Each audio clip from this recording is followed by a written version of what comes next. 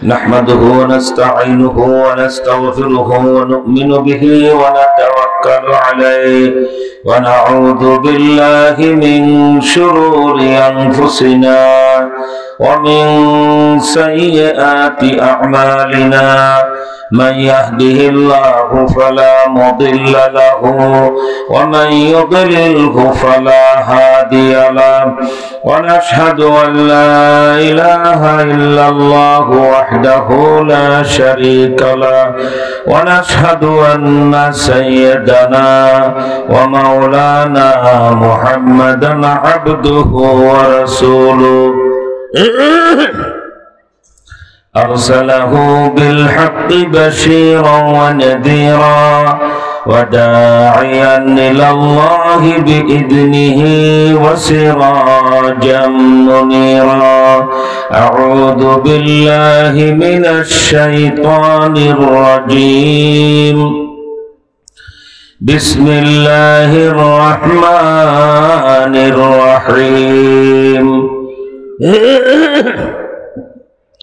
ما كان محمد أبا أحد من رجالكم ولكن رسول الله وخاتم النبيين وكان الله بكل شيء عليما صدق الله المولانا العظيم সবাই দুরূদ শরীফ পড়ে আল্লাহুম্মা সাল্লি আলা মুহাম্মাদ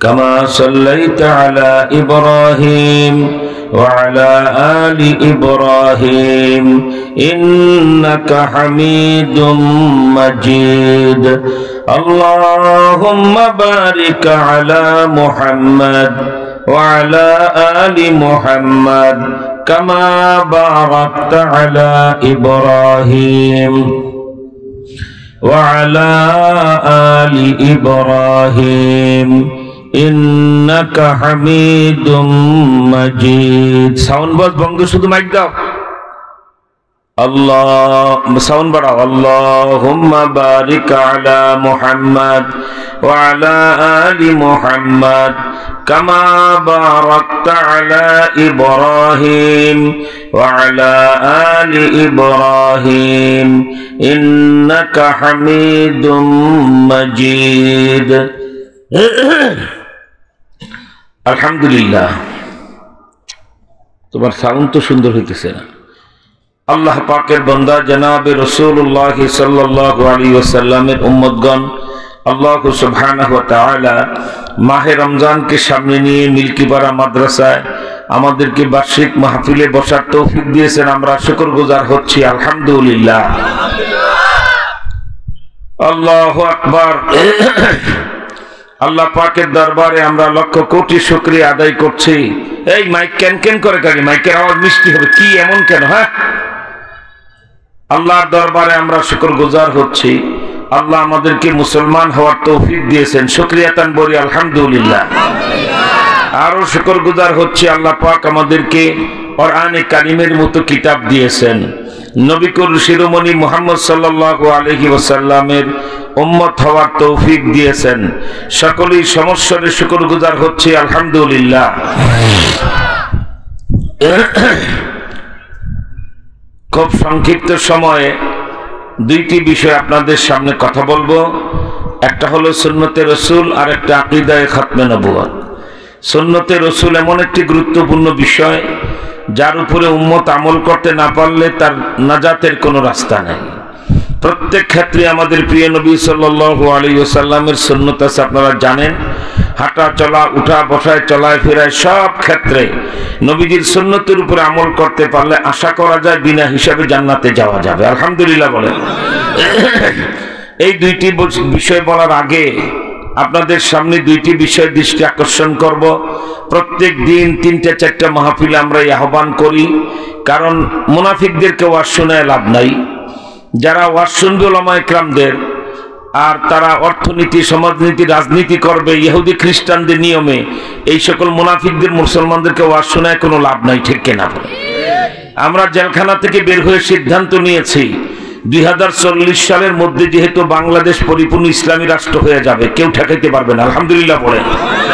সেই জন্য সলিড কিছু মুসলমানকে আমরা দ্বীনি কথা শোনাবো, যারা খালিদ বিন ওলীদের মতো হবেন, পাক্কা সাক্কা মুসলমান হবেন, যারা মাথায় টুপি রাখবে, গালে দাড়ি রাখবে, ওযুর আগে মেসওয়াক করবে, খাওয়ার আগে দস্তরখান বিছাবে, মিথ্যা কথা বলবে না, হারাম খাবে না, প্রতারণা করবে না, দুর্নীতি করবে না, এরকম এক ঝাঁক মুসলমান তৈরি করতে পারলেই সে দেশটা ইসলামী হয়ে যায়, ঠিক কিনা বলে?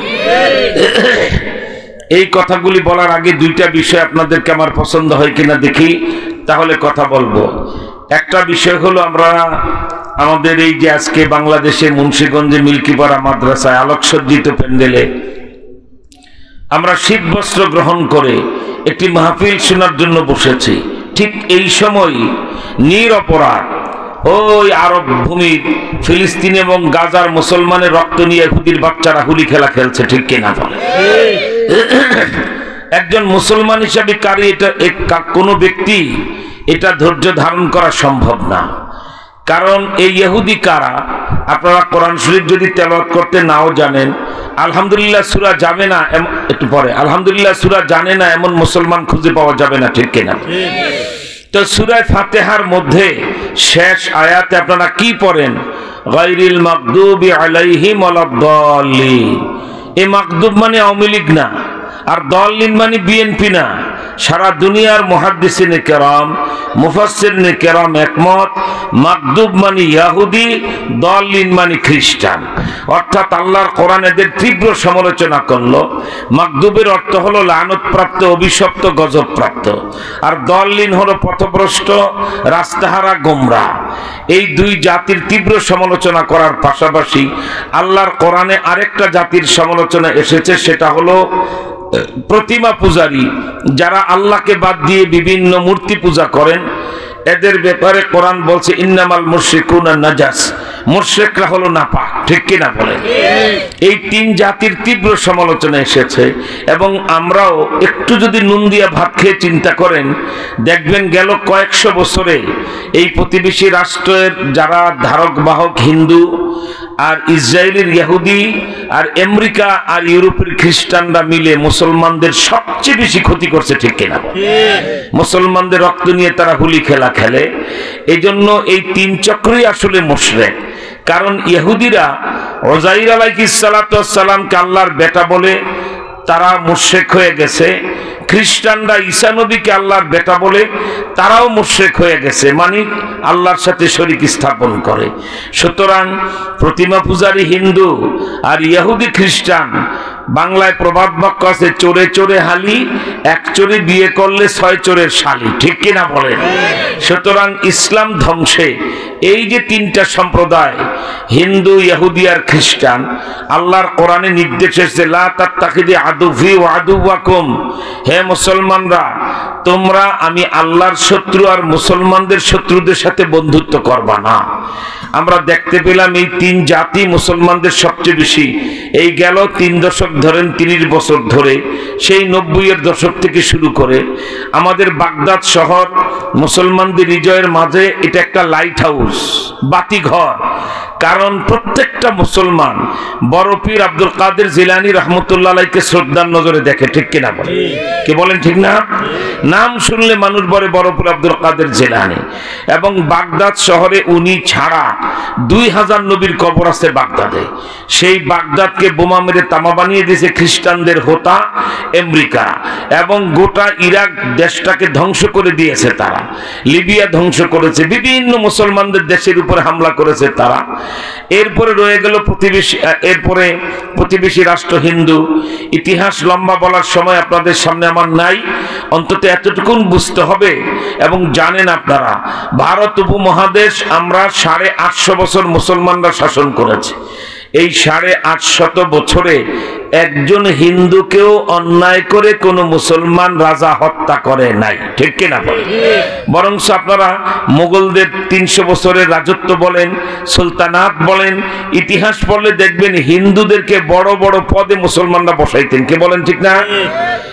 অথচ দেখেন আমরা 850 বছর ভারত শাসন করেও ভারতের একজন হিন্দুকে কোনো মুসলমান হত্যা করে নাই। আর মাত্র 75-76 বছরে ইংরেজরা চলে গেল। এই এত ক্যানক্যান করবা না বারবার, কিন্তু তোমার এমনি মাইক ভালো নয়। মাইক কেমন মাইক হবে? মিষ্টি আওয়াজ, ক্যানক্যান করতেছে, আমি বুঝতেছি তোমার মাইকের সেটিং হয় না, তোমার মাইক ভালো না। দেখো সেটিংটা সুন্দর করতে পারে কিনা। এই সাউন্ড বক্সটা দাও দেখি একটু। আল্লাহু আকবার। যেহেতু সময় হাতে নেই, তোমার এগুলো ঠিক করাইতে সময় লাগবে, এই জন্য আমি কথা বলতেছি না, আমি আমার কথা বলছি। বলতেছিলাম এই 3 জাতি মুসলমানদের সাউন্ড কন্ট্রোলে রাখবা। সবচেয়ে বড় শত্রু, এদের মতো শত্রু মুসলমানদের কেউ নেই। বলছিলাম প্রতিবেশী রাষ্ট্র ভারত, মাত্র 75 বছর তারা রাষ্ট্র ক্ষমতা পেয়ে 50,000 বারের বেশি মুসলমান হত্যা করেছে, তারা ঠিক কেনা বা। সর্বশেষ আপনারা জানেন এর এত ভয়াবহ খারাপ, বাংলাদেশের চেয়ে 27 গুণ বড় হলো ভারত। সেই ভারত তারা আলাদা জায়গায় মন্দির না বানায়া মুসলমানদের বাবরি মসজিদ ভেঙে বাবরি মসজিদের উপরেই তারা মন্দির নির্মাণ করছে, ঠিক কিনা? এবং একটা দেশের প্রধানমন্ত্রী কতটা নির্লজ্জ বেহায়া হলে মুসলমানদের মন্দিরের উপরে, মসজিদের উপরে যে মন্দির তারা বানাচ্ছে, এটা আবার তাদের প্রধানমন্ত্রী উদ্বোধন করেছে। এবং বাবরি মসজিদ যখন ভাঙে 90-এর দশকে বোম্বাই শহরে এক রাত্রে 12,000 মুসলমানকে হত্যা করে তারা ড্রেনে ফেলেছে, এবং কয়েক লক্ষ মুসলমানকে বাবরি মসজিদ দাঙ্গায় তারা হত্যা করেছে। এইভাবে তারা মুসলমানদের রক্ত নিয়ে হোলি খেলা খেলতেছে। সারা ভারত এখন গরু জবাই বন্ধ করে দিয়েছে, একমাত্র পশ্চিমবঙ্গ ছাড়া কোথায় গরু জবাই পর্যন্ত মুসলমানরা কুরবানিতে করতে পারে না। এই জুলুম নির্যাতন তারা করতেছে, অথচ 850 বছরের ভিতরে মুসলমানরা চুল পরিমাণ জুলুম কোন হিন্দুর উপরে করে নাই। কে বলেন ঠিক না? সেজন্যই 3 জাতি মুসলমানদের শত্রু, আল্লাহর কোরআন থেকে এটা পরিষ্কার। এখন আপনাদেরকে যেটা আমার জিজ্ঞাসা, সেটা হলো এই যে গেল 3.5 মাসে 26,000 মুসলমানকে হত্যা করে ইসরায়েলের কুখ্যাত ইহুদিরা আরব সাগরের পানি লাল বানায় ফেলছে। এই 3.5 মাসে 14 থেকে 15,000 মুসলমানের বাচ্চাদেরকে হত্যা করে তারা আরবের মাটি লাল বানিয়ে ফেলছে। এখন আপনাদের সাথে জানতে চাই, আগেই বলছি এই জেল থেকে বের হওয়ার পরে আজকেই প্রথম, কারণ বাড়ির গরু ঘাটার ঘাস খায় না। আর এই এলাকার মানুষ এখন যেহেতু টাকা পয়সার মালিক, ব্যবসা বাণিজ্য করেন, ওয়াজ নসিহত শুনে কি লাভ হবে, সেই জন্য তারা ঘর ছাড়তে পারে না। তাই আমি বলছি মুনাফিকদেরকে আমরা ওয়াজ শোনাবো না, এটা সব জায়গায় বলে দেই। 2টা বিষয় যারা একমত হবে তাদেরকে আমরা ওয়াজ শোনাবো। এক, ইহুদির বাচ্চারা যে 3.5 মাসে 26,000 মুসলমানকে হত্যা করে ফেলেছে, আমরা কি এই রক্তের বদলা নিতে চাই? এই লাশার রক্তের বদলা নিতে আমরা চাই? তাহলে আল্লাহু আকবার বলে হাত উঁচা করে দেখায় দেন। আরে জোরে একটু আল্লাহু আকবার বলেন। হয় না আহত শিয়ালের ঘ্যাঙ্গর ঘ্যাঙ্গর করলে হবে না, সিংহের গর্জনে আল্লাহু আকবার বলেন। এবং আল্লাহর রাস্তায় আপনাদেরকে বলবো, যেভাবে বাদাম বুট খাইতেছেন, থোকায় থোকা ফাঁকা ফাঁকা রেখে বসছেন, মনে হয় এটা নাটক মঞ্চ অথবা যাত্রার প্যান্ডেল। সাবধান, এটা কিন্তু ওয়াজ মাহফিল। যেভাবে বসছেন এটা সুন্নতের খেলাফ। 1 ইঞ্চি জায়গাও কেউ কারো সামনে ফাঁকা রাখতে পারবেন না। যে যত তাড়াতাড়ি সামনে এগিয়ে বলবেন, একটা সুন্নত আদায় হবে 100 শহীদের সওয়াব। দাঁড়ায় যান, আল্লাহু আকবার বলে সামনে আসেন, বরকত শুরু হয়ে যাবে। আরে দাঁড়ায় আল্লাহু আকবার বলেন, আরে জোরে আল্লাহু আকবার বলেন।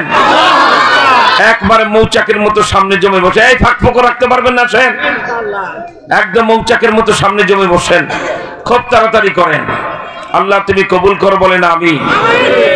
মাইকের আওয়াজটা, এটা এই মেয়েটা তো একটু সরাও। তোমার ক্যানক্যান করে কেন? মাইক ক্যানক্যান করবে কেন? যে আওয়াজটা তো বুঝতেছি আমি। আল্লাহু আকবার। আল্লাহ, তুমি মাইকের আওয়াজ হবে, মাটি কাঁপবে, আর সেখানে তোমার মাইকের আওয়াজ ক্যানক্যান করে। যাই হোক, কারণ সময় এত অল্প, এর মাইক ঠিক করাইতে গেলে আমাদের সময় নষ্ট হবে। একটা বিষয় আমরা একমত হইলাম যে আমরা এত ঘুরে, আরে আল্লাহ তুমি আরেকটু দিকে দেন, বাস সবাই বলুন আলহামদুলিল্লাহ।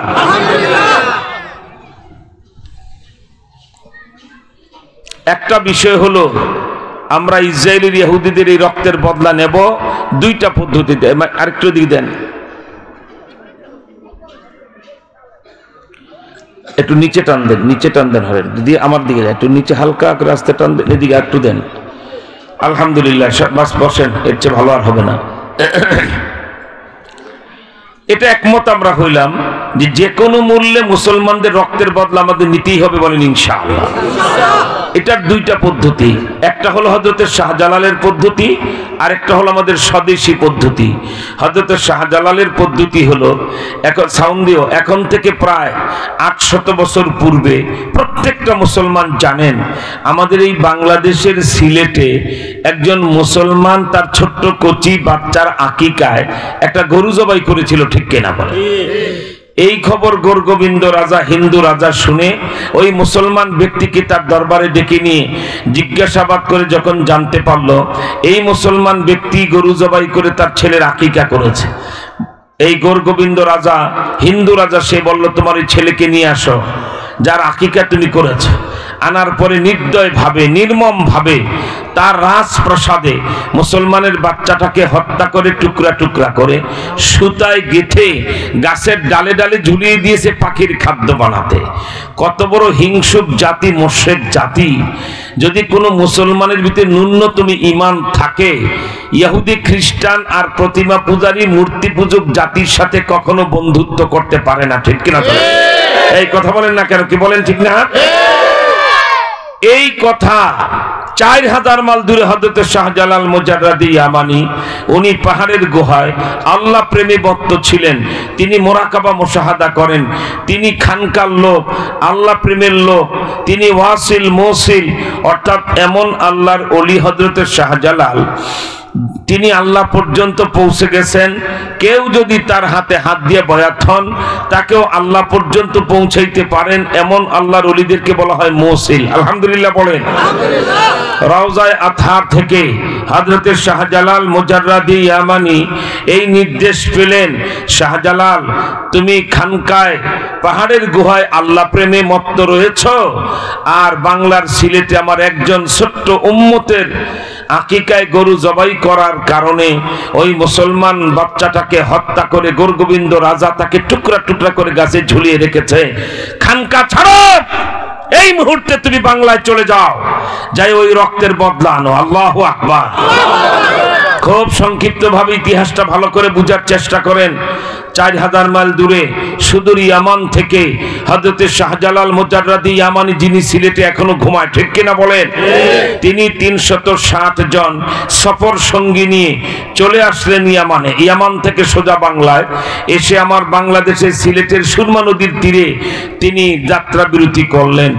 ডাক দিয়া বললেন, হে আল্লাহ, আমি তো এ পর্যন্ত মদিনায় রওজায়ে আতহারের রুহানি নির্দেশে আমি এসেছি একজন মুসলমানের রক্তের বদলা নিতে, এখন সুরমা নদী আমার জন্য বাধা হয়ে দাঁড়িয়েছে। গায়েব থেকে আওয়াজ হলো, শাহজালাল তোমার জায়নামাজ কোথায়? উনি বললেন, আমার জায়নামাজ তো আমার এই ব্যাগের মধ্যেই আছে।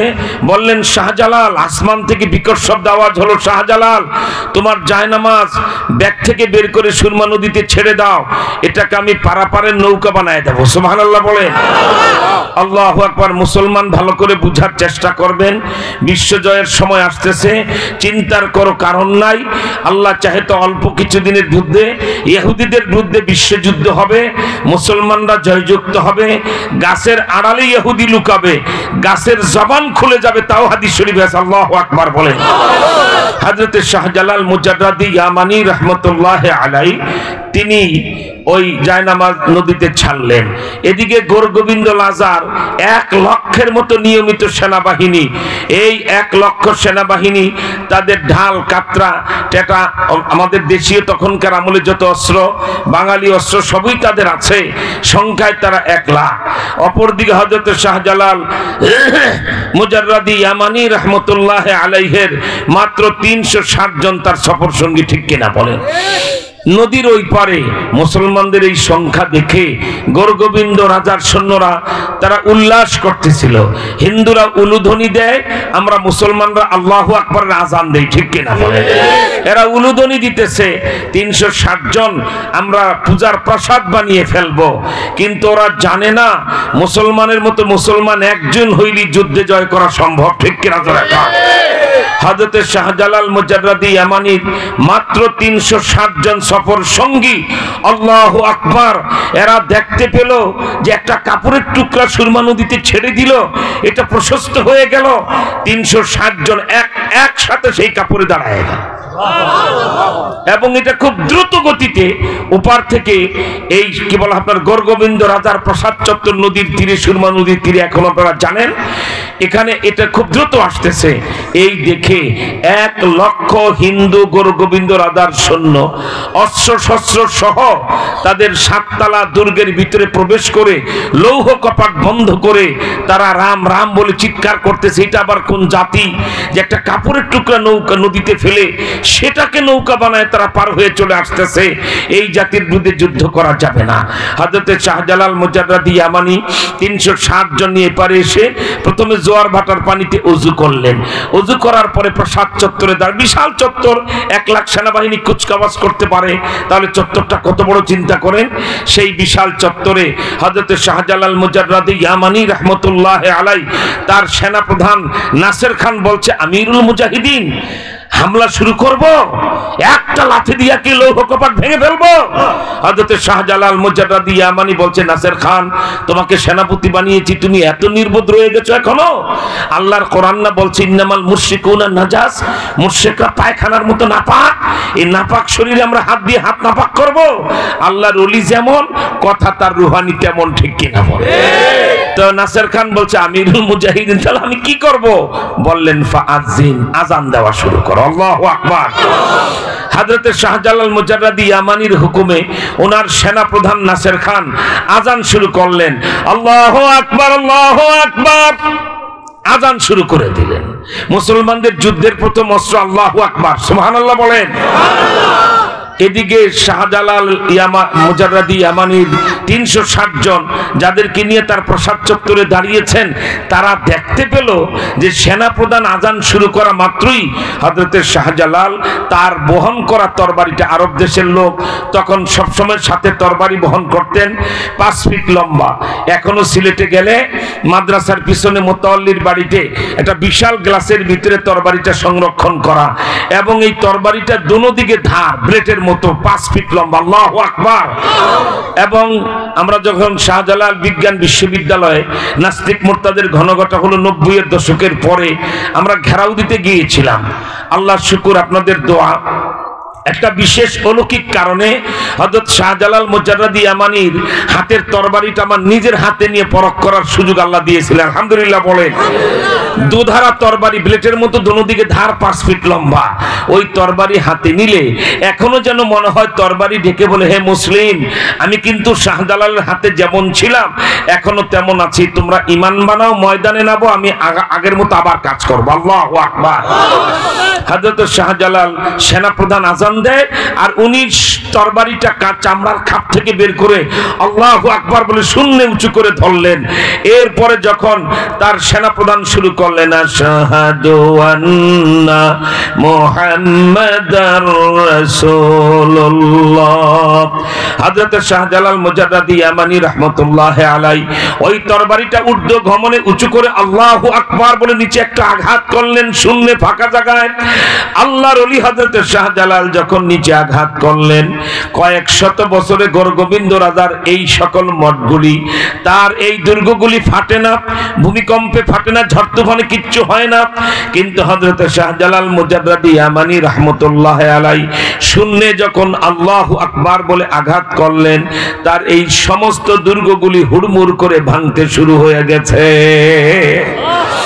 আল্লাহু আকবার। হযরতে শাহজালাল চক্ষু বন্ধ করে 3 বার আল্লাহু আকবার বলে আওয়াজ দিলেন। অল্প সময়ের ভিতরে দেখা গেল তার কয়েক শত বছরের অহংকার মাটির সাথে মিশে গেছে। অধিকাংশ সৈন্য এই দেয়াল চাপায় মারা গেল, অল্প সংখ্যক পালাতে সক্ষম হলো, বাকিরা কলমা পড়ে হযরতে শাহজালালের হাতে বায়াত হয়ে তারা মুসলমান হয়ে গেল। সুবহানাল্লাহ বলে। এইটা হলো একটা পদ্ধতি। 800 বছর পূর্বে আমার বাংলার একজন ছোট্ট কোটি বাচ্চার রক্তের বদলা নিতে হযরত শাহজালাল আরবের ভূমি ইয়ামান থেকে এসেছিলেন। এখন 800 বছর পরে আমাদের ইমানি দায়িত্ব, আজকে শাহজালালের ভূমি আরব দেশের আরবি মুসলমানদেরকে ইহুদির বাচ্চারা হত্যা করতেছে, ঠিক কিনা বলেন? আল্লাহ যদি কবুল করেন এই মাসে ইরানের সাথে যদি তালেবানদের চুক্তি চূড়ান্ত হয়ে যায়, ইরান যদি তার বর্ডার খুলে দেয়, 3 লক্ষ তালেবান সৈন্য একটা লাথি দিয়ে যদি জর্ডানের বর্ডারটা ভেঙে ফেলে, আর 3 লক্ষ তালেবান সৈন্য ফিলিস্তিনে যদি মোতায়েন হয়, আল্লাহর কসম করে বলছি ইহুদির বাচ্চারা সূর্যে উঠতে দেখবে, ডুবতে দেখবে না, ঠিক কিনা?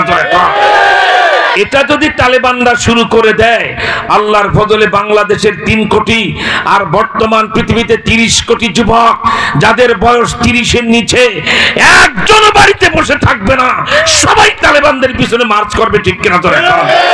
সুযোগ আসলে কি আপনারাও যাবেন? কারা যাবেন? হাত তুলে আল্লাহু আকবার বলে দেখান। 2 হাত তুলে আল্লাহু আকবার বলে আওয়াজ দিয়ে দেখান। এই আহত শিয়ালের ঘ্যাঙর ঘ্যাঙর শুনতে আসি নাই, সিংহের গর্জনে আল্লাহু আকবার বলেন। 3 বার বলেন আল্লাহু আকবার, আরো জোরে বলেন আল্লাহু আকবার। আলহামদুলিল্লাহ, এই একটা পদ্ধতি হলো শাহজালালের পদ্ধতি। 800 বছর পরে, 800 বছর পূর্বে তিনি এসেছিলেন আমার এক বাংলার মুসলমানের বদলা নিতে, রক্তের বদলা নিতে। এবার আমরা যাব তার সেই আরব ভূমিতে, ফিলিস্তিন আর কি বলা হয় গাজার মুসলমানের রক্তের বদলা নিতে, ঠিক কিনা?